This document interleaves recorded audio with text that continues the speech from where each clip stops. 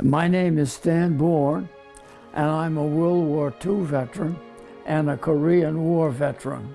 Well, in 1944, I was 18, and of course everybody went. I guess all the high schools had this deal where if you had satisfactory grades in the middle of the last term of senior year and you volunteered, they would give you graduation even though you weren't there. They would consider you graduated.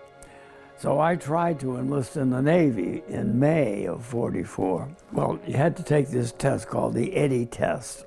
And if you could pass the Eddie test, they take you into this Navy program where they teach you all about the radar and sonar and all of the electronics that they had. And because they needed people in the fleet to service all this equipment. And I wanted to get in that program, but they wouldn't have me because of my eyes. But then I turned 18 and they drafted me, and they needed people in the Army. So we were still fighting Germany then. When I got into the place where they were taking people in, there was an Army line and a Navy line, and they were putting everybody in the Army line because that's where they needed the people.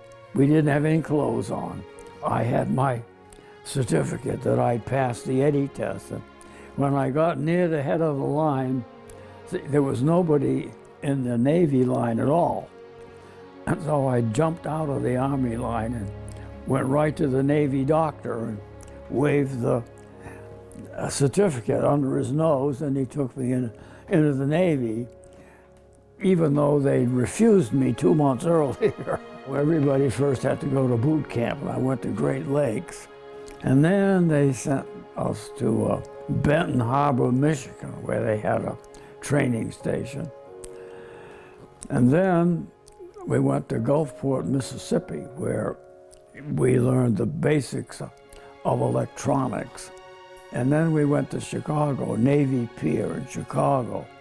They introduced us to all the equipment. That was about 9 months. Then I went to the ship. The Barton had come back from the Pacific and was being rehabilitated, so to speak. The ship had really gotten beat up out in the Pacific, and I can't tell you exactly what battles it had been in, but it had been in several of the Pacific engagements.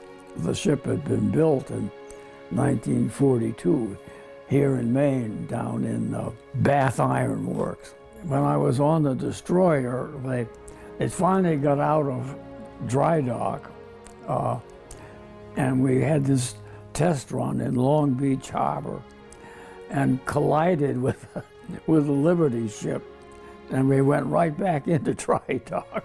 The collision wasn't all that scary, but it was sort of, it was the closest I ever came to any action.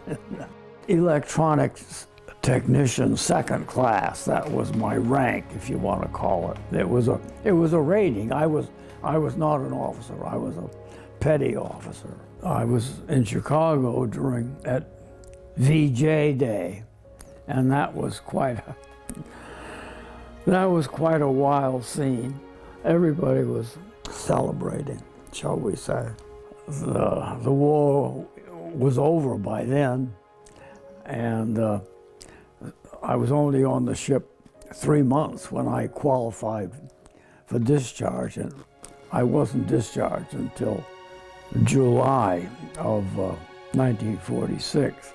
They had this Operation Crossroads out at Bikini, which is where they tested some of the atomic weapons.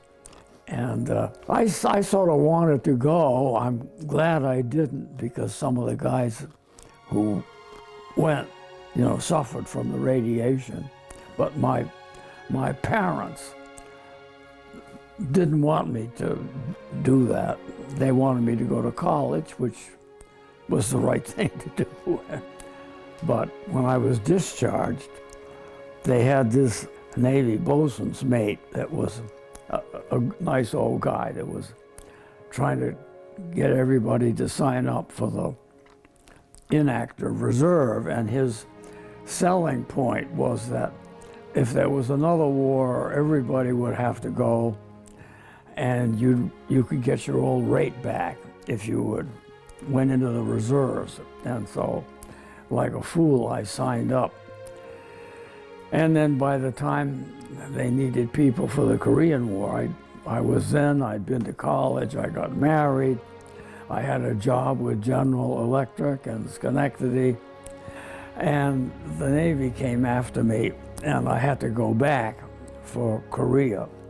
And our first child was actually born while I was in the service the second time, but since I was older and married and had a child on the way, why they gave me pretty soft duty. I got subsistence and quarters, and I lived ashore, but I worked at the Brooklyn Navy Yard. And then after Korea, I worked in Boston for a while. We moved here permanently in 1974, and I had a job in Bangor. So I've been retired since '99. The country's been good to me, and then I think we're all lucky. Those of us who are born here are very lucky compared to the rest of the world.